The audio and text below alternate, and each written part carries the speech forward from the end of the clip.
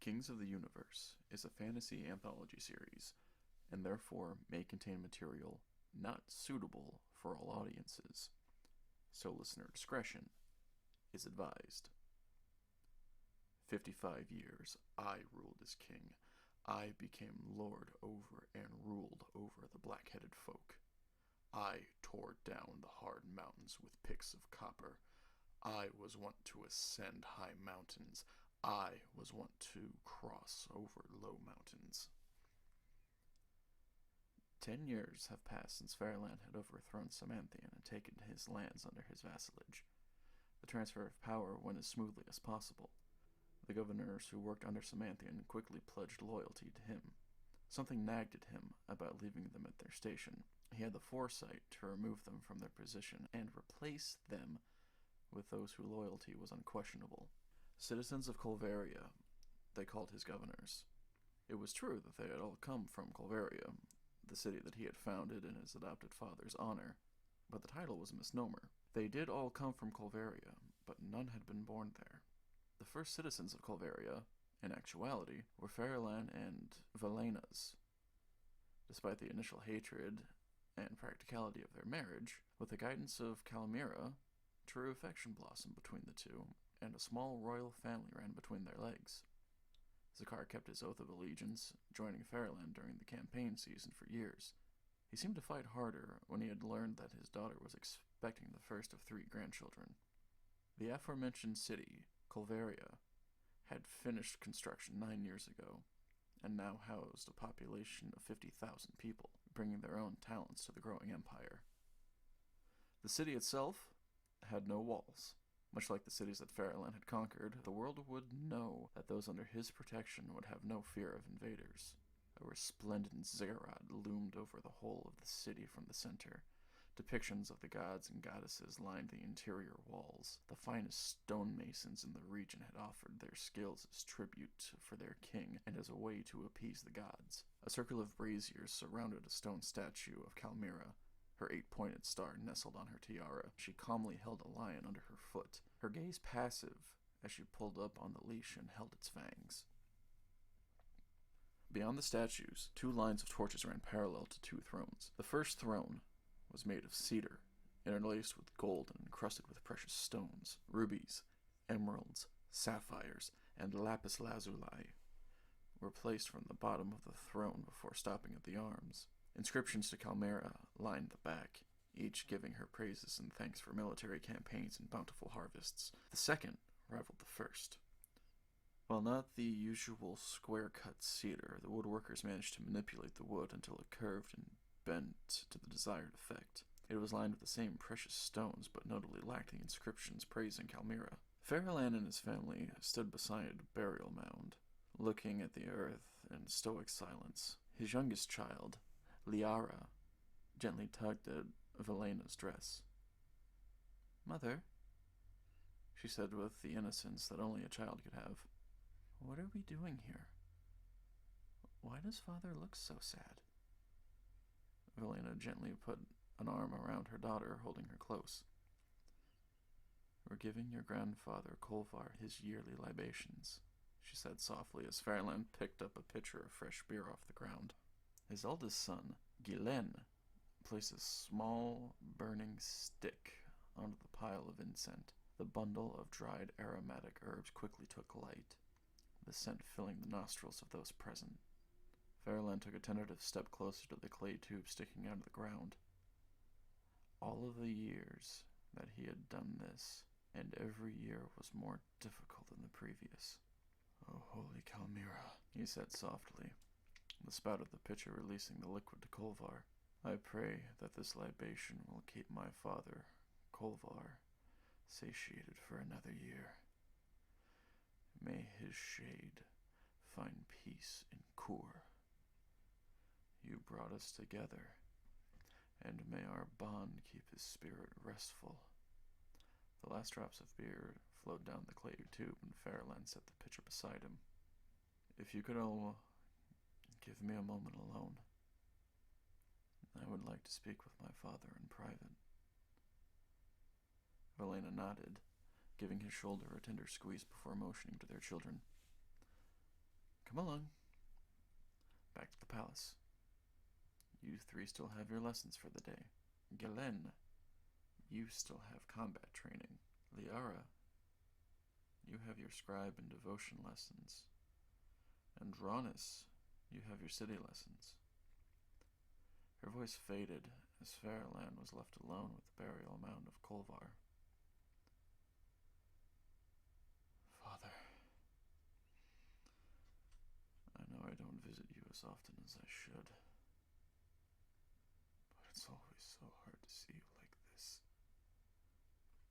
He took a ragged breath, the stoicism from before slowly crumpling, now that he was alone. I just think about how you raised me by yourself, of all the times we had together. My only regret is that I did not include you in my politics,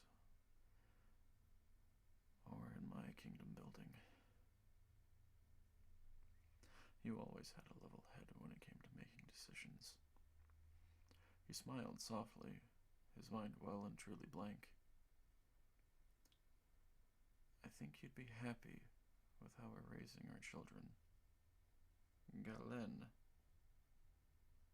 is a fine warrior and has your touch with gardens. Dronis is just as level-headed as you were. He chuckled to himself. You should see Liara run to him whenever one of her teachers says something slightly harsh to her. She comes to him red in the face until he is able to talk her down. And speaking of Liara, she has already written several hymns to Calamira, and her teachers are impressed with how quickly she's able to write on the tablets. The smile on his face quickly fell away, and silence stood between the two like an unwanted guest. I really do miss you. I hope I'm making you proud of everything I'm doing.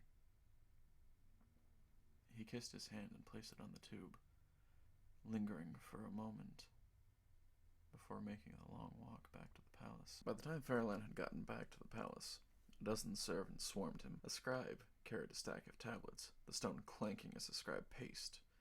The festival of the new moon is coming up, and you are expected to lead the prayer for a bountiful harvest next season. There are stirrings of rebellion to the west, and the Westerners seem to think that their rations are lacking, given that their militia is patrolling the borders of Adania. Reports say that they are getting bolder, but they have not made a push to claim any of your territory. Faralan sighed as the servants finished changing his clothes and braiding his beard. Send word to the governor in the west that I will spare an extra 300 chariot archers for 1 year. Push them back, and I will double their rations. The scribe nodded, etching into a fresh clay tablet. Unless there's something else? He was hopeful that he could have some peace for the rest of the day, but the way his scribe tapped the reed stylus against his chin told him otherwise. What is it? Oh, that's right.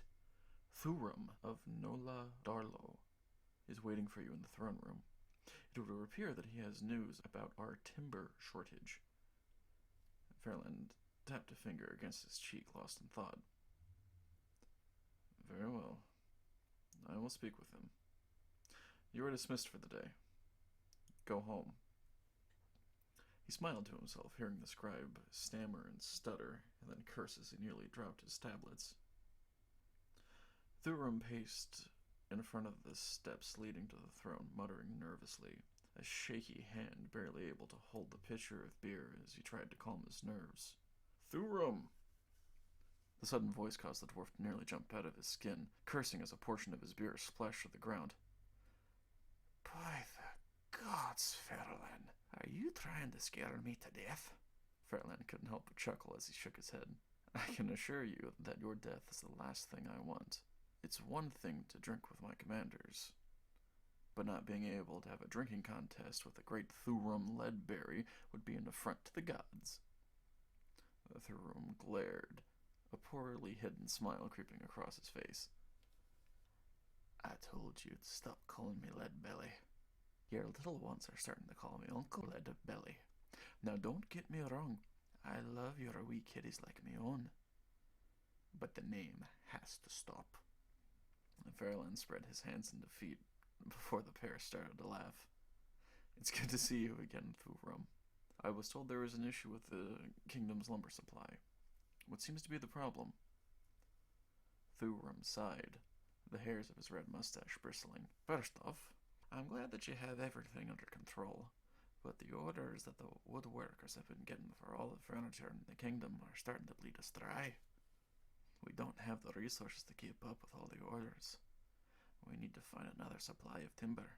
Now, I've had my apprentices look into the surrounding area for something suitable, and we have found something, but there's one problem. I'm guessing that the people who live there aren't too willing to part with their lumber. Thurum nodded slowly. Aye. Those that came back said they fought like savages. They didn't seem to care that my men were on a relatively peaceful assignment. Where are these people? What region did they come from? They are from Miron, just before the ancient heights. They are of a similar build to us, but their language, it's different. I can't quite put my finger on it. It looks similar, but I can't read it. That gave Fairland another reason to consider an invasion.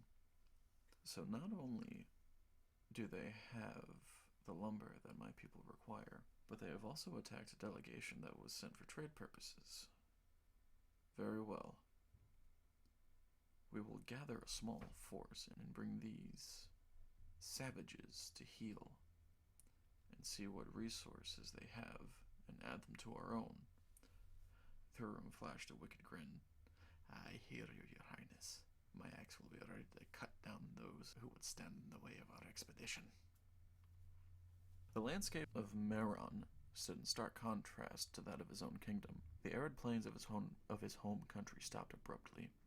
Patches of grass soon flowed into a vast sea of greenery, dotted with patches of trees, and a small stream wandered aimlessly through the plains, until finally joining a river several miles away. Fairland's troops broke ranks at the shoreline of the stream, each man taking the opportunity to relieve themselves, take a drink from the stream, dig into their rations, or use a whetstone on their copper spears. Fairland himself took the time to break water and sent a small scouting party deeper into the plains.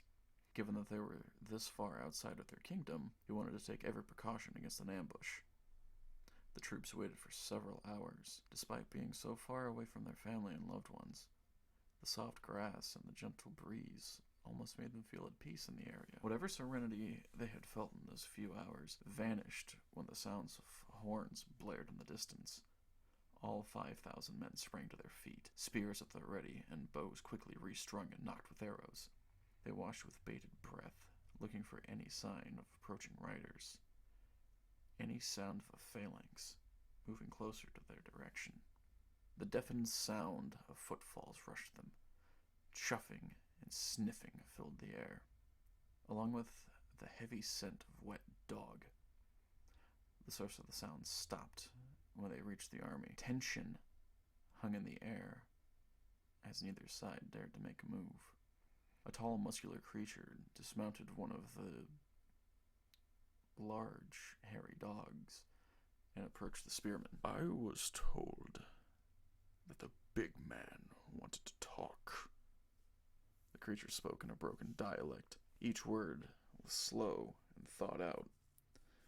The thing was larger than any of the elves and dwarves and few freed humans in Fairland's ranks. It stood nearly twice as tall as the dwarves, a good head higher than the elves and humans. It was broader than the dwarves, with muscles that looked like boulders. It wore a pelt of one of those things around its waist, and had a necklace of lapis lazuli and what might have been the teeth of one of the creatures it traveled with. The most defining attribute of the thing and its companions were its green skin. If they had wandered too deep into the forest, it would have been no question that the natives would have had the clear advantage. I am the big man that my scouts told you about.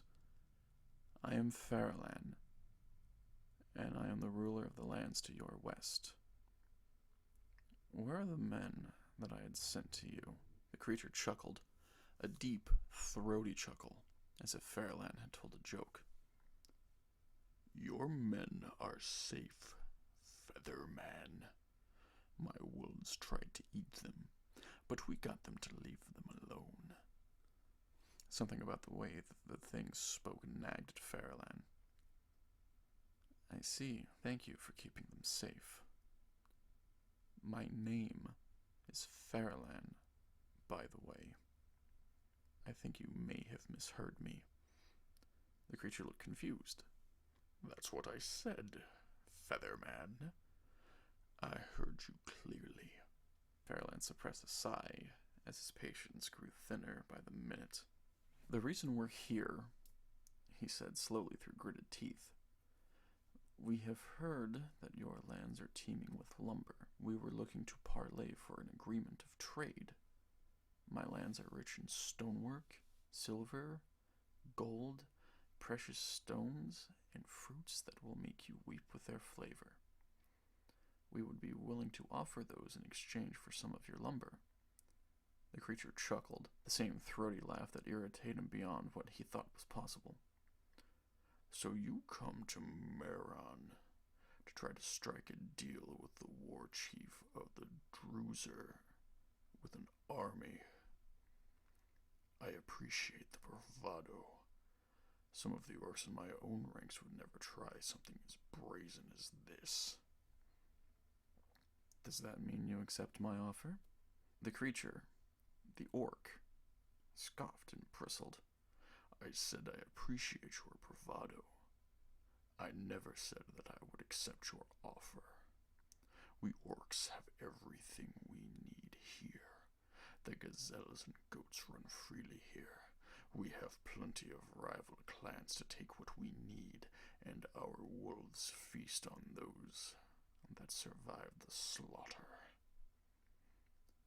"So you don't even keep the non-combatants alive? Not even as hostages? Or slaves?" The orcs bellowed with laughter. "Why in the gods' name would we ever do that? Only the strong survive here. I'm sure that your people knew that at one point, before you became too fat and lazy with your cities and your government. Out here, only the strong rule, and we rule by force and by fear." The other orcs surrounding their chief grunted. The sound of their fists pounding against their chests echoed through the forest. Fairland sneered. Something in the back of his mind itched. He thought back to all the times that he had been told that the blood of the mountains ran deep in his veins. "Savages." The laughter stopped, as if it had never been. "What did you call us, Featherman?" Fairland closed his eyes and exhaled slowly, cracking his neck before looking at the orc in front of him. "Perhaps you couldn't hear me with those tusks poking into your skull. I called you a savage. Do you understand what that means? It means that you and your people are brutal, uncivilized barbarians, stupid, and a blight on the very area that you live in." The chieftain's expression changed from one of understanding and even pride in what Fairland had said to one of rage, confusion, and back to rage. "So you think we're barbarians, do you? Think we don't deserve to live here? Even after our gods gave us this land to do with as we please? If it is war you seek, then we will give it to you." The chieftain drew himself up straight, now towering over Fairland. "I, Marath Battlemaw, and the Druzer will give you your lumber. You will pay for it in blood. Our chief god, Zulma, will feast well when we meet on the battlefield."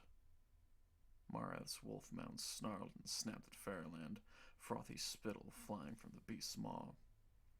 "Sleep while you can, Faralan, for tomorrow my warhammer will crush your skull, and I will feast on your heart in the name of Zulma." There was that name again. Zulma, the thing that lives beneath the earth. Faralan tightened his fists, glaring at the orcs. "If you serve that monstrosity, then you will not survive. I am the chosen of the goddess Calamira, and your dark god Zulma will destroy everything on this earth." Marrath grinned, flashing his jagged teeth. "Good. Then we will see who has the stronger deity. Make peace with your goddess tonight. In the morning, your shade will wander the underworld." He nodded. The company of orcs departed without incident. Thurum approached Faralan slowly. "Are you sure that we can win? We don't know what these beasts are capable of."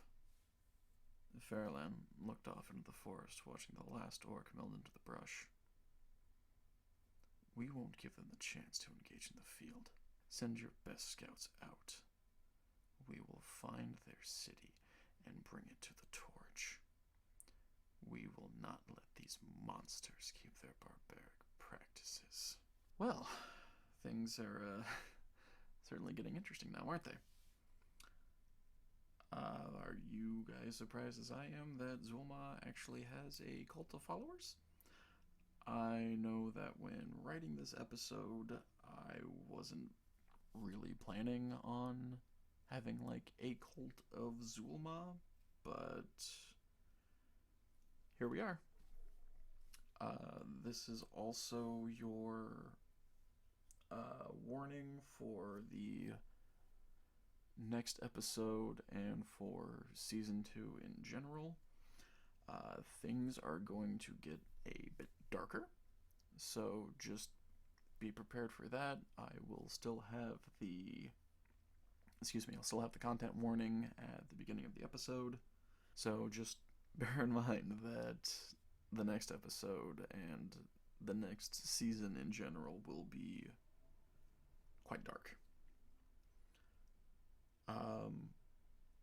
It's also important to note, especially with everything going on in the world at this point, specifically in the Middle East, which, for lack of a better analogy, is where the story takes place.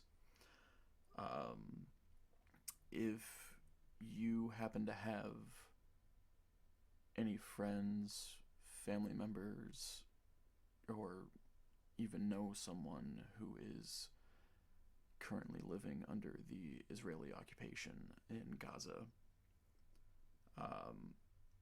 I will be posting links to charities to help the Palestinians in this unimaginably difficult time. Now, with all of that being said, I by no means support or condone what Hamas has done in the past. Neither do I support Israel in anything that they have done since after World War II. It's to the point where it's almost like the Israelis are taking the atrocities that were committed against their people in the 1940s and using it on the Palestinians in some perverted colonization attempt, and it's just sickening. So, despite what your religious or political beliefs are, the right thing to do, in my mind, is to support Palestine in this trying time, because no one deserves to have their friends and family blown to pieces, to have their food, water, electricity, and medical care turned off and turned on at the drop of a dime. It's not right. It's flagrant genocide. So, I will be posting links to charities to help the Palestinian refugees, and I understand that I don't have a very big fan base, at least at the moment, but please send whatever you can. These people don't deserve to suffer the way that they have been for the past nearly 80 years. It's not right. And if the Israeli God is something that is real, then I would seriously hope that their God would absolutely condone the actions that they have been doing. But I'm not gonna get on a tangent with that, because I just can't do it right now. But Kings of the Universe was written, performed, and edited by myself, Matthew Jordan. Don't forget to leave a review, subscribe, and leave a comment if you are watching on YouTube. And if you have any questions about the show or any of my research, feel free to send them to me at kingsoftheuniversepod@gmail.com. And I will see you guys next time. Thanks for listening.